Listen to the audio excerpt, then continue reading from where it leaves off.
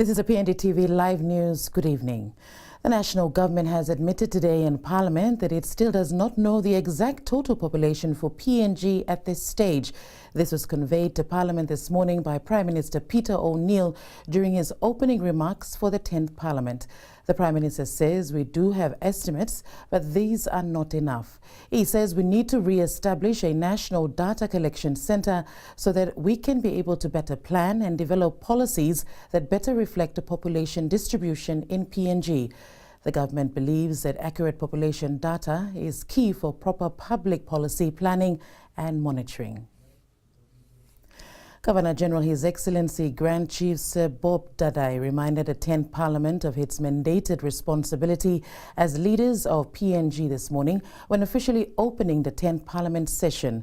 Quote, "The reality is, as members of Parliament, the expectations of the people will require, in some instances, your independent and innovative thinking to complement your mandated responsibility," unquote.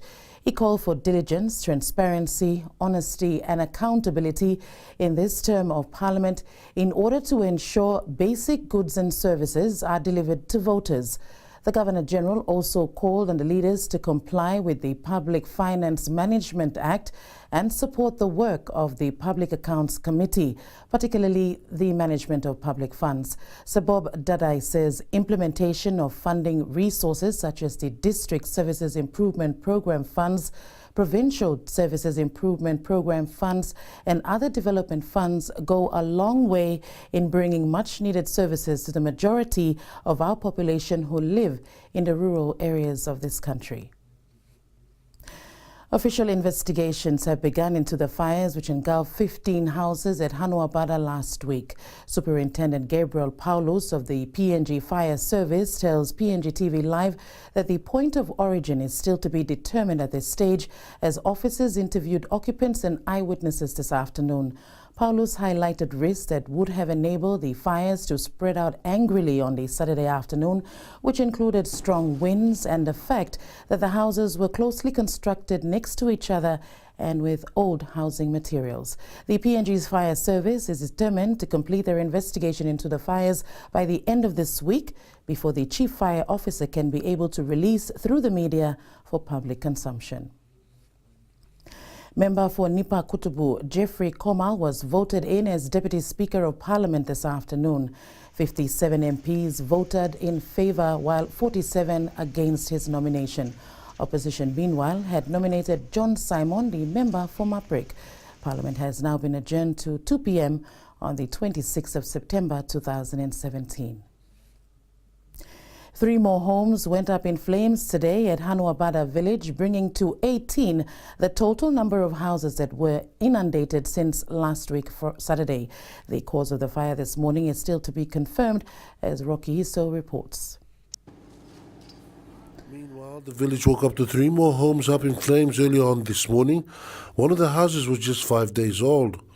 Evicted. I sold my house in Boroko. So whatever proceeds I had, I came and built that house. That's my family house. And that's the newest. It's a 4-bedroom house, brand new. And the biggest of them all. No one was hurt from the fires this morning. I have 15 grandchildren, 3 great-grandchildren. But God saved them all. That's the best part of it. The house where the fire started off from was the one that was newly built. How the source of fire is still to be confirmed. This morning, what I heard from my children, they were sleeping. Then the fire just came out from my bedroom. My bedroom is the farthest from the lounge. Everybody spent the night in the lounge.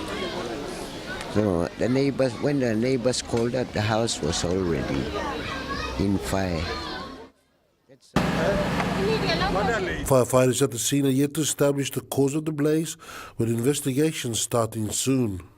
Rocky Hiso, PNGTV Live. To news abroad, and Donald Trump has announced that the U.S. will continue to fight in Afghanistan, and he is committed to sending in more troops. The U.S. president wouldn't say how many extra soldiers, saying he would rather keep it a secret, but it's expected to be around 4,000. It's completely at odds with statements Trump made during his election campaign, where he pledged to end Americans' involvement in Afghanistan. A hasty withdrawal would create a vacuum that terrorists, including ISIS and Al-Qaeda, would instantly fill, just as happened before September 11th. I will not say when we are going to attack, but attack we will. Afghanistan is the longest-running foreign war in U.S. history. Now 16 years old, 2,400 soldiers have died. The main suspect in the Barcelona terror attack has been shot dead by Spanish police.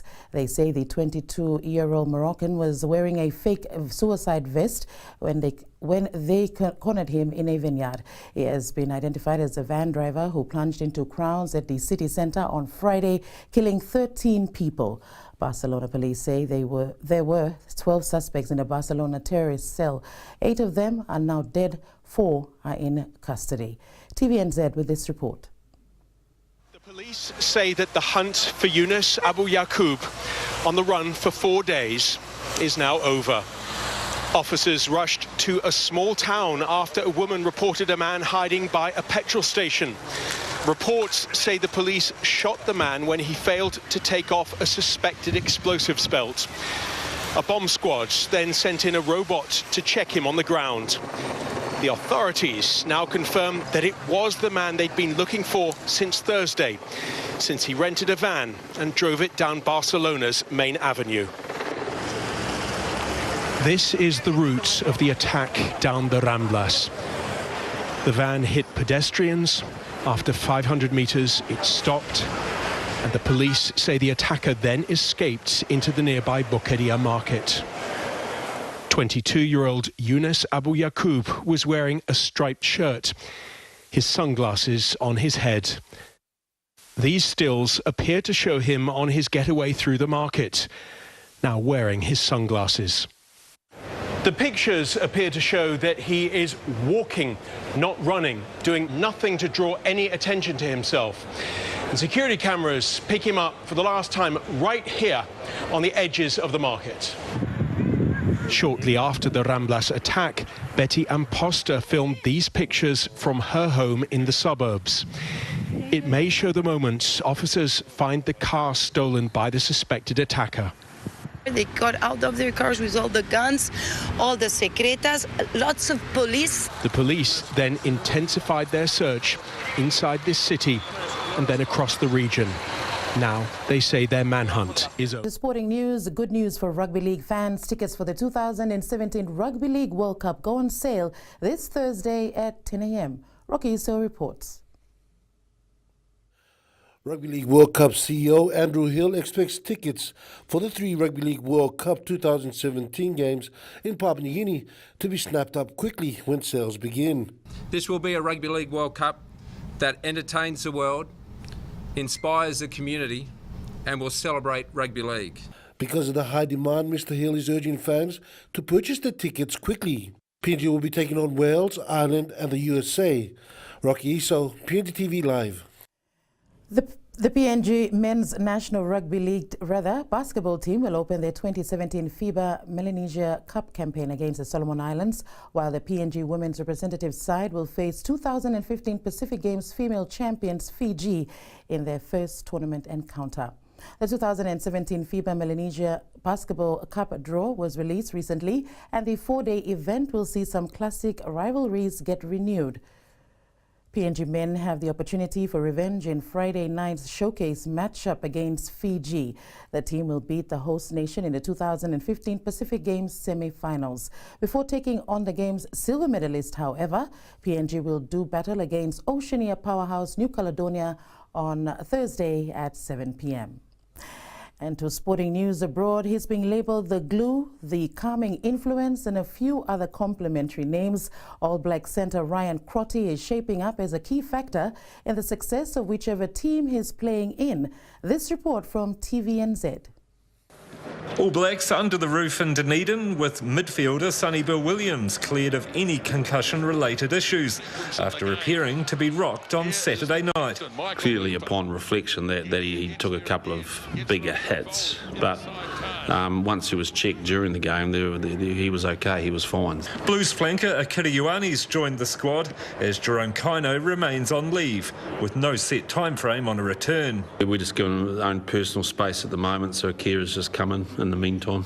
The positive talk this week is the form of midfielder Ryan Crotty. I thought his game on the weekend was outstanding. You know, he gets sort of labelled the steady Eddie, doesn't he? Along with steady Eddies, 2 first-half tries. What an offload by Ryan Crotty. Crotty's making a name for himself for what's happening while he's off the field.